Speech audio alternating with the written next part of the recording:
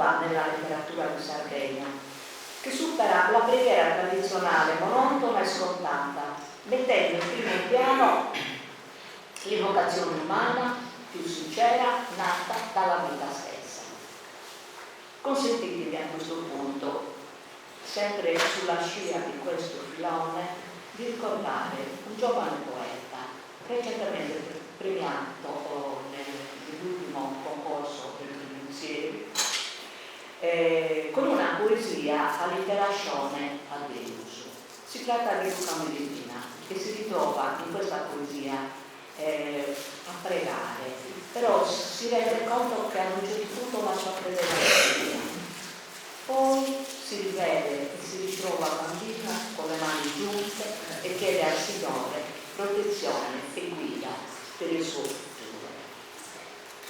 E ancora in canti e lamenti Leda rivolge la sua pietas ai baraccati di un dolore, dai neri agli algerini, ai deportati di Auschwitz a quelli di Dachau. Concordo con Mario Brigaglia sul legame profondo fra Leda poeta e il suo premio in lingua. Nato nel 1956 e divenuto nel tempo scuola e laboratorio linguistico-culturale, aprendo ad un grande rinnovamento della produzione poetica isolana. In sintesi, Brigaglia sostiene che il progetto del premio Uzieri non sarebbe così riuscito se lo stesso Leda non fosse stato un poeta che ha trasmesso la sua immagine di poesia a tutti gli altri poeti, al mondo dei poeti sardi, rivolgendosi alla realtà attraverso un'espressione spogliata di ogni retorica, un lessico attinto al dizionario dei poveri, portando dentro il linguaggio dei poeti laureati anche le voci della civiltà contadina, del mondo pastorale, del focolare domestico, del dolore e della sofferenza, da lui sperimentata sulla sua pelle. Ed ancora dell'amore smisurato per la sua terra. Mia isola mare, con tanti figli lontani, troppo lontani, Berna, Liegi, Laia, Brema, Lione, Calce, Carbone e nebbia. Le madri nascondono gli occhi nello scialle e le spose si sognano con ali di colombe. Quando ritornerà la gioia nei paesi?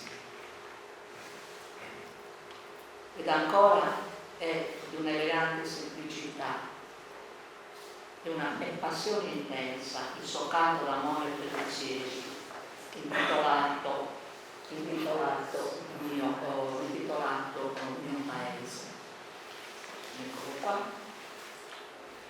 Anche i sassi e le spine di questo mio paese ad imbuto tengono il cuore e da quassù misuro la sua storia tutta adunata dentro il cimitero. La voglia che spiani questo imbuto, colmo d'arciglia, invidia e grigiore, spesso massate, ma sera, nel fumo reso più greve dai pensieri, tra i lumi che ti parlano di cena, di sposi che si baciano sugli occhi, vegliando bene i bambini nelle culle, un'onda di quiete e di dolcezza mi vince, e allora prego Dio, così vicino sul mondo, che tenga la sua mano sopra i tempi.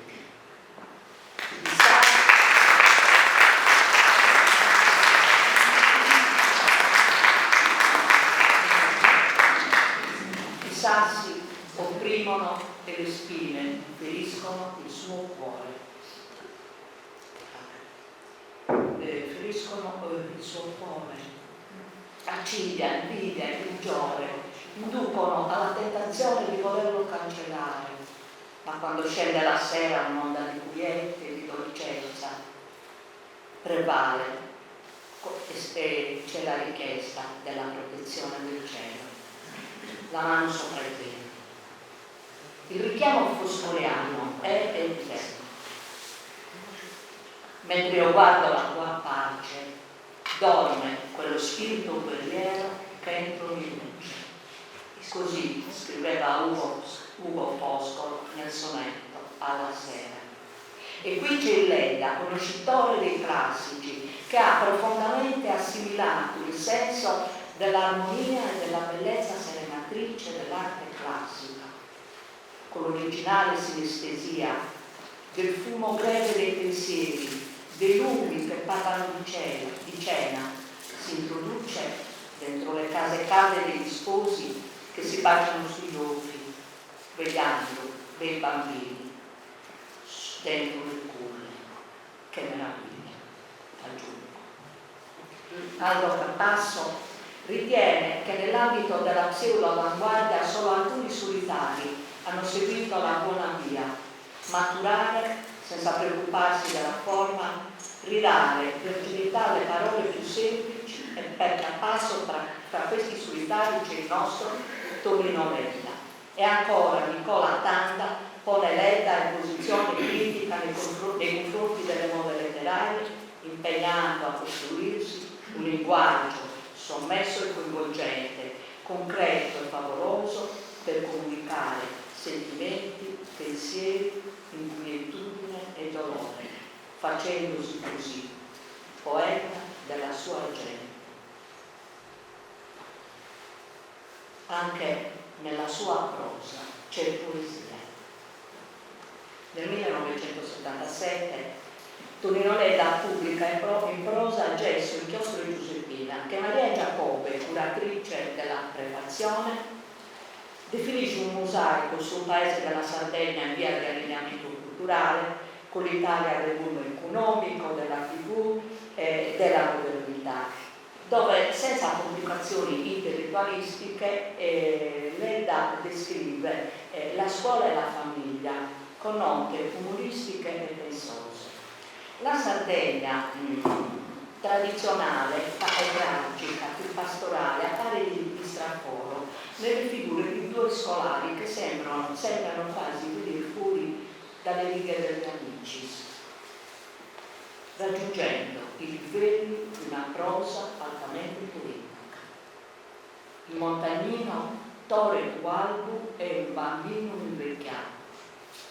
Ed ancora il piccolo Antioco, impaurito, disorientato, mi venne portato una mattina di novembre dal bidello, quasi di peso. Pareva un fagottone nero legato da un nastro azzurro. Veniva dalla campagna, dove faceva il contadino col padre che lavorava nei terreni di un principale del paese. Vieni, mi dissi, dammi la mano, come stai? Voleva trattarlo da vecchio amico, lo carezzava ruvidamente sulla testa. Questo è il maestro Leda, questo è il maestro del quale poi voi sentirete parlare dalle sue ex allieve e dai suoi ex allievi. Ed ancora, sto per finire, in Abbracciate il vento, volevo citare anche questa poesia che è anche molto bella, Abbracciate il vento, nel quale dietro un lirismo quasi francescano si avverte un Leda che ama la vita, che invece sembra ricambiarlo con la sofferenza e la pena. O poeti, fratelli, abbracciate il vento, quando andate sulle colline col petto lieve, rigonfio di luce. Anche il vento, fratelli, deve avere il cuore, ora lieve, ora greve, come il suo vario abitare, eterno, senza confini. Il poeta si affida a suoni onomatopeici nelle scelte lessicali: lieve, greve, carezza, rigonfio, fiato. Anche Sebastiano Salta aveva cantato i fratelli chiamandoli razzoli dalla chiara voce, ma i fratelli leviani sono poeti e il loro cuore è aperto ai venti. Riferendosi poi ad un periodo di grave siccità nel 76, scrive: noi con l'antica sete nella gola. La nostra sete, scrive, perenne come l'acqua, da noi nel sole la narrano le pietre, sogni agrumanti di una terra in cenere, ansiosi di una pioggia che non viene. soli in un'impari lotta millenaria divenuta mestizia rassegnata. E qua c'è il richiamo all'indolenza e alla rassegnazione precedentemente denunciate, che non aiutano certo a trovare soluzioni. E questo infatti, come ha detto Vittorio, è il nucleo centrale di un romanzo successivo intitolato Sette, rimasto appunto inedito. Mi andrò a concludere, anche se per la sua produzione occorrerebbe un più ampio approfondimento. Io voglio farlo con i suoi versi, che risuonano quasi come un testamento poetico ed umano. Se un giorno sarò muto, canterò con i miei occhi, e se mi accecheranno, canterò con il cuore, e se poi mi uccideranno, saprò ancora cantare. Saranno i miei scritti a cantare le mie più belle canzoni.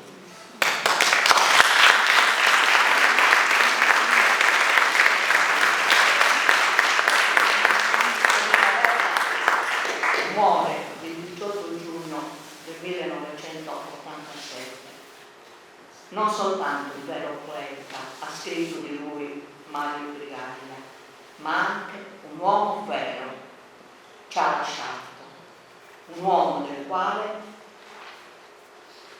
ci vengono insieme lezioni, incitamenti, affetti e voci. Come non tendergli l'orecchio e il cuore? Grazie Tonino.